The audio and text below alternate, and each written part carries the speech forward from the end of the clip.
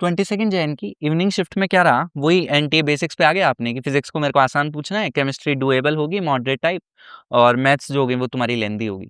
Physics उसने आसान पूछी, मतलब शिफ्ट 1 की तरह उसने अनएक्सपेक्टेड नहीं कर दिया यार, फिजिक्स ने शिफ्ट 1 वालों की तो फील्डिंग सेट कर दिया भाई। ट्रिकी थी, टफ भी थी, ऐसा सुनने में आ रहा है। फॉर्मूला बेस्ड और इजी क्वेश्चंस थे शिफ्ट 2 में, तो ठीक है। तो ये अच्छी बात है क्योंकि जैसा तुम एक्सपेक्ट करके गए होगे वैसा ही पेपर आया होगा। रे ऑप्टिक्स से 2-3 सवाल आए, फ्लूइड से 2 सवाल आए तुम्हारे पास, और मॉडर्न के भी 2 सवाल थे। तो कुछ क्वेश्चंस डेफिनेटली कैलकुलेटिव थे बट डुएबल थे सारे, ठीक है। फिर केमिस्ट्री की अगर मैं बात करूँ तो केमिस्ट्री में क्या था, मॉडरेट सवाल आ रहे हैं।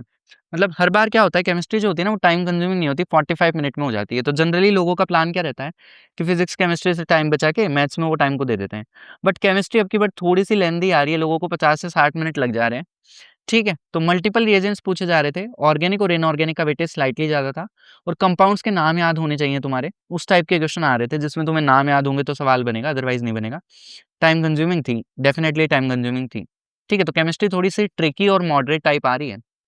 फिर मैथमेटिक्स की बात करें तो हर बार की तरह जैसा कि मॉडरेट पेपर आता है, similar to the PYQs, tougher तो नहीं बोलोगे क्योंकि सवालों को देख के लग रहा था कि बन जाएंगे।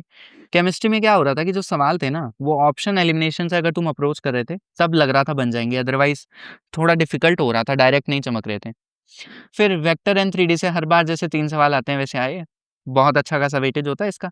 फिर कोनिक सेक्शन से भी 2 या 3 सवाल देखने को मिले, किसी ने बोला 2 थे, किसी ने बोला 3 थे। मतलब वही है, एक-एक सवाल लगा लो, पैराबोला से 1 आ रहा है, इलिप्स से 1 आ रहा है, हाइपरबोला से 1 आ रहा है। तो कोनिक सेक्शन पढ़ा होना चाहिए तुमने। ये मैंने अच्छे से कवर कर रखा है मेरी सीरीज़ में, रिवीजन सीरीज़ में, वहाँ से भी तुम देख सकते हो। कुछ भी अनएक्सपेक्टेड नहीं था। शिफ्ट 1 वालों की तो भाई उसने फील्डिंग सेट कर दी थी एनटीए ने।